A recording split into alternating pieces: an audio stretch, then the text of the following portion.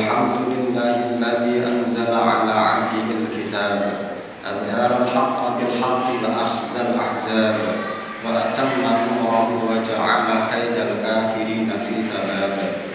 نحمده سبحانه وتعالى على المسببات والأسباب ونعوذ بنور وجهه الكريم من المؤاخذة والعذاب ونسأله السلامة من العذاب وسوء الحساب.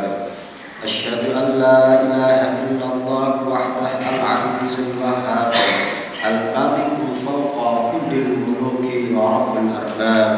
وأشهد أن محمدا عبده ورسوله المستغفر التواب المعصوم صلى الله عليه وسلم في الشيبة والشباب. خلقه الكتاب ورأه الصواب وقوله فصل الخطاب. اللهم صل وسلم وبارك عليه وعلى الآل والأصحاب ما هبت الرياح بالبشرى وجرى بالخير السحاب. فيا معاشر المسلمين أوصيني وإياكم بتقوى الله وطاعته وقد فاز المتقون. أعوذ بالله من الشيطان الرجيم. بسم الله الرحمن الرحيم. يا أيها الذين آمنوا اتقوا الله حق تقاته ولا تموتن إلا وأنتم مسلمون. وقال في آية أخرى أعوذ بالله من الشيطان الرجيم. وأنفقوا مما رزقناكم من قبل أن يأتي أحدكم الموت فيقول ربي لولا أخرتني إلى أجل قريب فأصدق وأكن من الصالحين. Faya ma'asyiral muslimin, sidang jamaah salat Jumat rahimahullah. Alhamdulillah, syukur yang tidak terhingga kita haturkan kepada Allah Subhanahu wa taala atas limpahan nikmat-nikmat yang tidak bisa kita hitung. Hingga saat ini kita masih diperkenankan untuk bisa duduk hadir di masjid ini untuk menjalankan rangkaian ibadah salat Jumat dalam keadaan sehat walafiat. Salah satu nikmat agung yang kita rasakan masih saat ini adalah nikmat umur atau nikmat usia. Mungkin seseorang akan rela untuk menjual aset-asetnya untuk menyelamatkan nyawanya.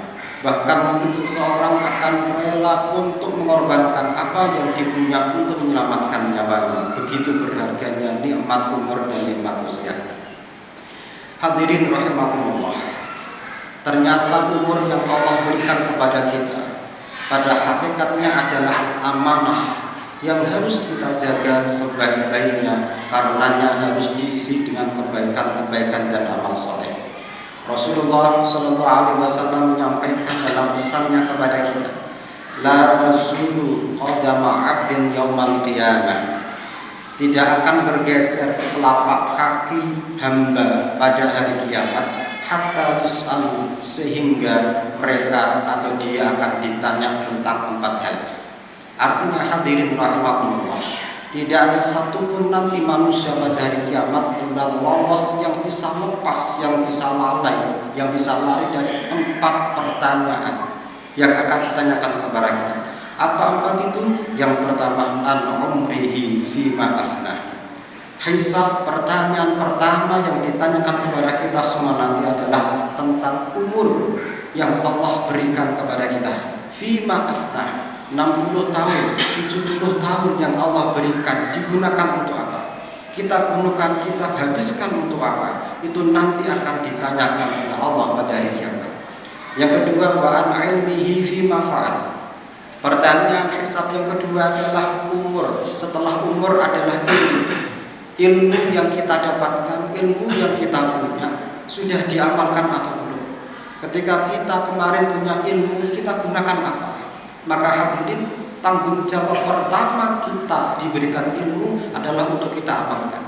Maka kita taklim, kita ngaji, kita menimba ilmu, kesana kesini, berpindah-pindah tempat. Itu semangatnya adalah fastabiqul khairat. Tidak untuk menjadikan kita terlihat pintar atau bahkan meminteri orang lain. Karena titipan ilmu yang diberikan kepada kita nanti akan ditanya oleh Allah, sudahkah diamalkan ilmu yang Allah titipkan kepada kita? Hisab hartanya ketiga adalah wa an malihi, yaitu terkait harta. Ketika Allah berikan harta kepada kita, yang sekarang kita punya harta, nanti pertanyaannya dua, min aina iktasabahu, dari mana engkau memperoleh harta itu, halalkah atau haramkah? Setelah itu maka ditanya wa fima anfaqah, untuk apa harta yang sudah engkau dapatkan? Ketika cara memperolehnya halal, setelah itu digunakan untuk apa? Digunakan untuk kebaikan, ketaatan, atau untuk kemaksiatan. Dan yang keempat adalah wa an jismihi fi ma ablah. Ketika kita dulu selama hidupnya diberikan masa muda, diberikan kesehatan, maka masa muda dan masa sehat itu kita habiskan untuk apa? Hadirin rahimahumullah. Maka jelas sekali di hadis ini bahwa umur usia yang Allah berikan kepada kita hakikatnya adalah amanah. Karena amanah nanti pada saatnya kita akan ditanya, kita akan dimintai pertanggungjawaban tentang umur yang sudah Allah berikan. Maka jika Allah berikan kita umur 75 tahun dikurangi masa produktif mungkin 15 tahun karena itu adalah usia balik, maka sekian puluh tahun nanti itu dibagi menjadi menit karena mungkin kita beraktivitas per menit, maka akan ada 20 sekian juta menit yang nanti akan dipertanyakan kepada kita. Kita habiskan menit demi menit yang sudah kita lewatkan. Hadirin rahimahullah, maka dari itu nilai umur manusia tidak ditentukan dengan panjang dan pendeknya, tapi nilai umur manusia ditentukan oleh kualitas amal soleh dan kebaikan-kebaikannya. Maka dengan pendengar Rasulullah SAW, hakikat orang yang panjang umurnya adalah ketika umur yang panjang itu dipakai untuk berbuat amal soleh. Rasulullah menyampaikan, man ahabba ayyubsata lahu fi rizqihi wa yunsa'a lahu fi asarihi falyasil rahimah. Siapa yang ingin dilebarkan rizkinya, dijembarkan rizkinya, dan ingin diakhirkan ajalnya atau ingin dipanjangkan umurnya, maka bersilaturahim. Hadis ini tersirat menunjukkan bahwa menurut Nabi orang yang umurnya panjang itu yang dipakai untuk berbuat kebaikan, salah satunya adalah silaturahim. Maka dengan seseorang mengisi hari-harinya dengan amal soleh, maka dia telah menunjukkan kualitas hidupnya. Dia telah menjadi orang yang diberikan umur yang umurnya berkualitas. Dan ini senada dengan sabda Rasulullah SAW ketika ditanya oleh sahabatnya, siapa orang yang paling baik? Rasul menjawab, orang yang paling baik adalah man tala umruhu wa hasuna amaluhu. Orang yang paling baik adalah orang yang diberikan umur yang panjang, bersamaan umur yang panjang itu amalnya baik. Wa syarrun nas, dan seburuk-buruknya manusia, manusia yang paling buruk adalah man tala umruhu, yaitu manusia orang yang Allah berikan umur yang panjang tapi bersamaan dengan umur yang panjang itu wa hasuna amalu wa su'u amalu, yaitu buruk sekali amalnya. Hadirin rahimahullah, mengapa orang yang umurnya panjang dan kebaikannya banyak ini menjadi orang yang terbaik? Karena orang yang kebaikannya banyak, ketika bertambah umurnya maka akan bertambah pula pahalanya. Sejalan beriring dengan umur yang bertambah, maka dia juga akan bertambah pahalanya, dan dia juga akan meningkatkan derajatnya kelak di sisi Allah Subhanahu wa taala. Maka ulama besar Sayyid Abdullah bin Alaf al-Haddad dalam kitabnya menyatakan, membenarkan sabda Nabi wa khairul umur barakatuh wa taufiq fihi lil a'malis shalihah. Beliau menegaskan sabda Nabi, sebaik-baik umur yang terbaik adalah barakatuh, yang diberkahi, yaitu cirinya at-taufiq fihi lil a'malis shalihah, yaitu selalu mendapatkan bimbingan kemudahan untuk selalu beramal soleh atau berbuat kebaikan.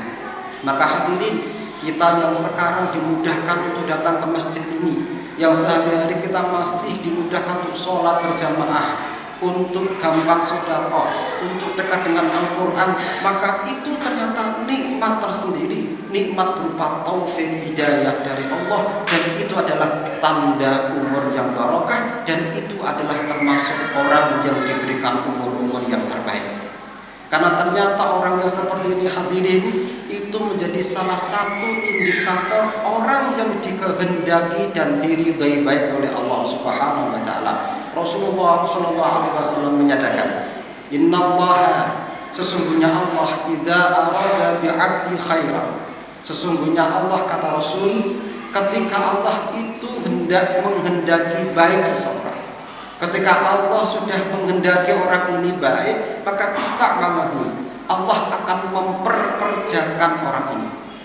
Indikator ciri orang yang dikehendaki baik oleh Allah, Allah akan memperlakukan, Allah akan memperkerjakan orang ini. Faqila ya Rasulullah, kaifa yasta'miluhu? Lalu Rasul ditanya, apa maksudnya Allah memperkerjakan hamba ini? Yaitu yuwaffiquhu li'amalin shalih qabla al-maut.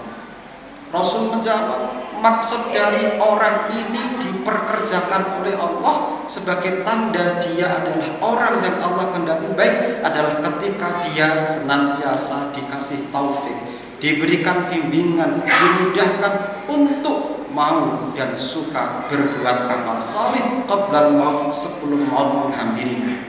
Maka hadirin rahimakumullah, syukur yang tidak terhingga ketika kita di sini sebelum kita mati, sisa umur yang masih Allah berikan, ternyata kita masih diberikan kemudahan untuk mau menjalankan amal soleh. Ternyata ini salah satu tanda dan indikasi bahwa Allah menghendaki kita menjadi orang yang baik. Hadirin rahimahullah, jika umur yang diberikan oleh Allah ini tidak dimanfaatkan dengan sebaik-baiknya, maka kita pasti nanti akan menjadi orang yang menyesal dan rugi. Sebagaimana dalam surat Al-Munafiqun ayat yang ke-10, itu adalah penyesalan orang-orang yang sudah mati. Maka mungkin di antara kita ada orang yang mungkin sudah bosan hidup atau stres, sekali-kali datang ke kuburan. Ngapain? Masukkan ayat itu. Semua orang yang sudah dikubur itu menyatakan dalam surat Al-Munafiqun ayat yang ke-10 apa? Rabbi laula akhartani ila ajalin qarib. Semua orang yang sudah mati mengatakan, ya Allah, ya Tuhanku, tunda umurku walau sebentar. Akhirkan umurku walau sebentar. Artinya kasih aku kesempatan hidup kembali walaupun sebentar. Ngapain? Fasadaqah. Aku ingin bersedekah. Kalau engkau kasih aku umur kembali walaupun sebentar, aku akan sedekah wa aku minas sholihin, dan aku ingin jadi orang yang saleh. Ternyata hadirin, orang-orang sekarang sudah mati itu semuanya ingin dikasih umur lagi walaupun tidak lama. Untuk apa? Umur yang diberikan itu untuk menjadi orang yang baik dan orang yang saleh. Maka anugerah besar masih Allah berikan kepada kita. Apa nikmat umur saatnya sekarang? Mumpung masih ada banyak waktu, mari kita gunakan sebaik-baiknya untuk memperbanyak amal saleh. Khususnya hadirin rahimakumullah, kita tidak ada waktu 1 bulan lagi akan menjumpai bulan Ramadan, bulan yang sangat agungnya, sangat mulia. Allah hadirkan bulan Ramadan hanya untuk khusus umat Muhammad SAW yang tidak diberikan kepada umat sebelumnya. Allah hadirkan bulan ini untuk menjadikan umur kita lebih berkualitas. Kenapa tidak? Karena semua amal-amal soleh yang kita kerjakan di bulan Ramadan, Allah kasih kelipatan pahala yang tidak disebutkan langsung. Kalau amal-amal yang lain Allah sebutkan. Kenapa tidak disebutkan? Karena begitu besar jumlahnya. Maka menjadi sudah saatnya kita untuk berjibaku dan berjuang keras nanti kalau sudah ketemu Ramadan. Mudah-mudahan kita semuanya dipertemukan dengan bulan Ramadan yang tidak lama lagi dalam keadaan sehat walafiat. Maka dari itu ulama-ulama kita membimbing untuk menjalani pelatihan dan persiapan sebelumnya. Syekh Abu Bakar Al-Barhi mengatakan bulan Rajab itu adalah bulan menanam. Syahrul Zar'i dan bulan Sya'ban sekarang adalah bulan menyirami tanaman itu. Dan besok Ramadan adalah bulan memanen. Maka yang kemarin-kemarin gak pernah menanam, jangan harap bisa panen. Atau yang kemarin-kemarin gak pernah menyirami tanamannya, ya jangan harap ketika ingin menghasilkan hasil panen yang baik. Maka hadirin, besok Ramadan kita berbuat apa? Sebetulnya itu erat kaitannya dengan apa yang sudah kita biasakan di pada bulan-bulan sebelumnya. Maka Imam Ibnu Hajar Al-Asqalani mengatakan, dulu orang Muslim itu idza dakhala Sya'ban, kalau masuk bulan Sya'ban, akibul masahif, mereka dekat dengan mushaf, buka mushaf, intent dengan mushaf, mulai persiapan wa akhrijuz zakat, dan mereka mengeluarkan zakat malnya. Jadi Sya'ban itu ibarat kompetisi besar nanti Ramadan, itu adalah latihan terakhir, pemanasan terakhir. Karena kompetisi akbar maka perlu dipersiapkan yang sebaik mungkin. Tidak mungkin kan ada atlet yang ingin berajang di kompetisi besar langsung masuk tanpa ada pelatihan. Maka ini masih ada banyak waktu kita untuk terus melatih diri menjadi orang-orang yang baik, mengisi hari-hari dengan hari-hari amal-amal soleh yang baik, sekaligus ini menunjukkan akan kualitas umur yang Allah berikan sehingga nanti kita dihisab tidak ada penyesalan sama sekali. Mudah-mudahan Allah senantiasa memberikan taufik, hidayah, bimbingan kepada kita agar kita terus bisa mengisi hari-hari dan sisa-sisa umur yang Allah berikan dengan sebaik-baiknya kegiatan dan perbuatan. Amin Allahumma amin. Aku qouli hadza wa astaghfirullahi wa lakum innahu huwal ghafurur rahim. Allahumma shalli ala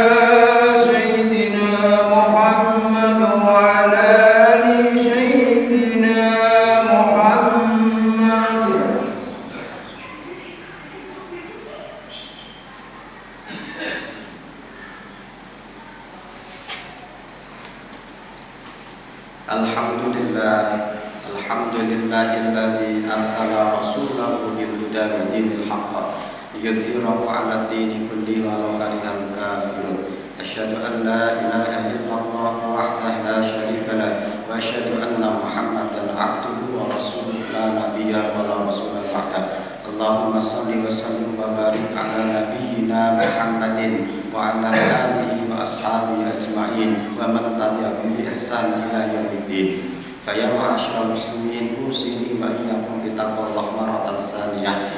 A'udzu billahi minasyaitonir rajim. Ya ayyuhalladzina amanu taqullaha wa qulu qawlan sadida yuslih lakum a'malakum wa yaghfir lakum dzunubakum wa man yuti'illaha wa rasulahu faqad faza fawzan 'azima.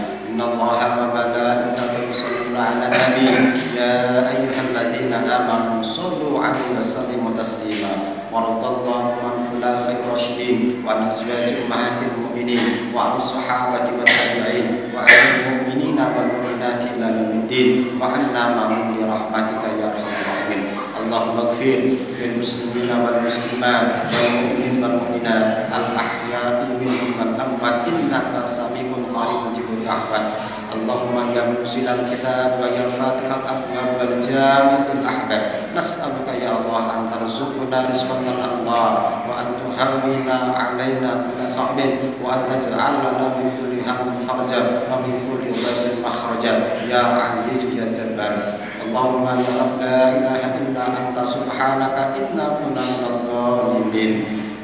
Rabbana zalamna anfusana wa in lam taghfir lana wa tarhamna lanakunanna minal khasirin. Allahumma adfa' 'anna al-ghala wal waba wal bala was-suyuf al-mukhtalifah wasyada'id wal muhal min baladina hadha Indonesia khassa wa min buldanil muslimina 'ammah innaka 'ala kulli syai'in qadir. Ibadallah, innallaha ya'muru bil 'adli wal ihsan wa ita'i dzil qurba wa yanha 'anil fahsya'i wal munkari wal baghi ya'idukum la'allakum tadhakkarun wa la dzikrullahi akbar.